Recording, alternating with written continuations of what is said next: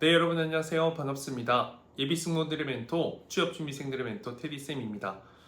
오늘 제가 몰골이 좀 많이 초췌한데 제가 삼육대학교 지금 거점 강의부터 해서 오늘 한 11시간 정도 10시간 반 정도 쉬지 않고 강의를 해가지고 좀 상태가 좋지 않지만 지금 에어프레미아 자기소개서 항목 작성을 어려워하는 분들이 많으신 것 같아서 조금 도움 드리려고 영상을 켰습니다. 우선 아래 댓글로 달아둘 텐데 에어프레미아 제가 그 1번에서 3번 항목 분석한 거 그 채용이 뜬 당일 점심시간 이후쯤에 제가 바로 작성해서 올려둔 게 있거든요.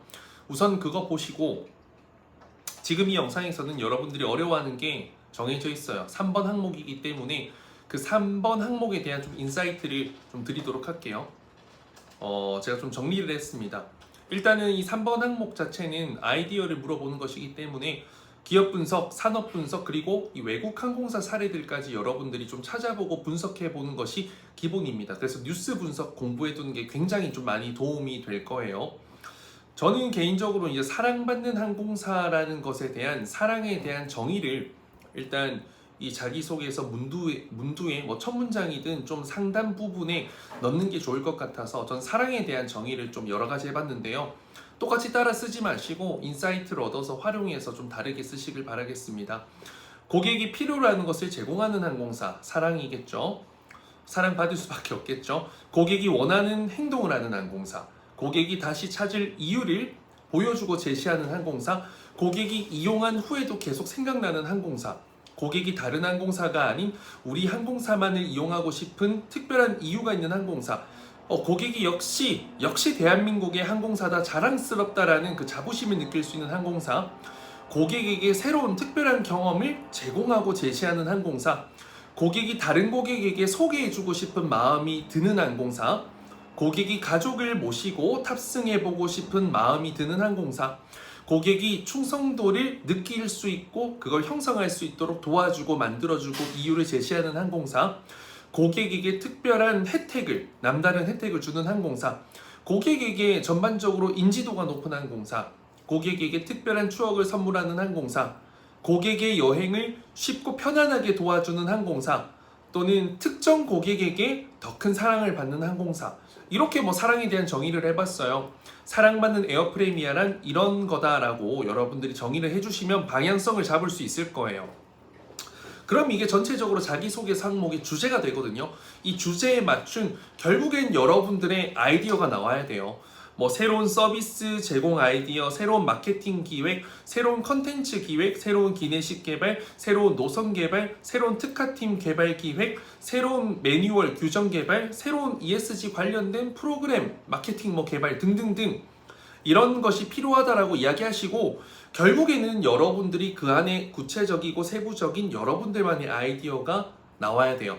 제일 좋은 건 여러분들이 관련된 어떤 경력, 경험, 강점이 있으셔가지고 요걸 연결해서 나와 연결해서 이런 아이디어 제시와 함께 내가 이런 거 기여할 수 있겠다라고 하면 가장 좋은데요. 그러지 않는다면 아까 말씀드렸던 것처럼 산업 분석 이런 걸 통해서 팩트 인포메이션 넣어서 뉴스 기사, 오는 정보 혹은 내 경험 이런 것들 활용해가지고 매칭을 시켜주셔도 됩니다. 결국에는 이제 인지도가 아직 부족하니까 유튜브 하자라는 것보다는 이러이러한 컨텐츠를 하자, 이러이러한 컨텐츠가 구체적으로 조금 풀어지고요.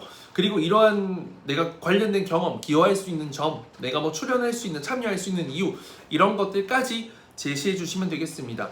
결국엔 내가 있는 항목에 대한 답변이 가장 좋고요. 내가 없다 하더라도 내가 좀 분석하고 공부하고 했던 고민했던 흔적이 있는 게 중요할 것 같습니다. 아무리 많이 고민해도 남들이 생각지 못한 그 아이디어는 본인이 경험이나 백그라운드 지식 이런 어떤 특정 어떤 이 경력 경험이 없으면 그 아이디어가 나오기가 상당히 힘들거든요. 그래서 여러분들이 이거에 대한 깊은 고민을 해보실 수 있으면 좋겠습니다. 제가 갖고 있는 예시 아이디어들이 너무 많지만 이러한 부분은 이미 들고 있는 분들에게는 불편함이 될 수 있으니까, 그리고 또 이게 너무 일반화돼서 다 따라할 수도 있으니 그 아이디어는 제가 이 공개적으로 이야기하지 못하겠지만 여러분들이 어찌되었던 남들이 좀 생각하지 못한 방향으로 최대한 좀 고민을 해보면 좋겠습니다. 그리고 기존에 외항사는 했지만 국내 항공사는 하지 않은 이런 것들 이야기해 주면 좋을 것 같아요. 대표적으로는 제가 한 개만 말씀드리면 장애인 고객들이 이제 많죠. 장애인 고객만을 위한 항공사가 잘 없어요. 근데 이제 델타 항공인가에서 장애인 좌석을 도입을 했거든요. 휠체어를 그대로 들고 거기에 탑승하실 수 있는 좌석을 만들었어요. 그러면 이제 우리 에어프레미아도 많은 고객들에게 특정 이런 도움이 필요한 고객들에게 사랑받는 항공사가 될 수 있겠죠. 뭐 이런 것처럼 뭐 이것도 생각하신 분들이 있다면 죄송하지만 근데 본인이 생각한 게 본인의 것이 아니라 누구나 생각할 수 있는 것들입니다. 그래서 거기에 그렇기 때문에 누구나 생각할 수 있기 때문에 내가 들어가길 바라는 거예요.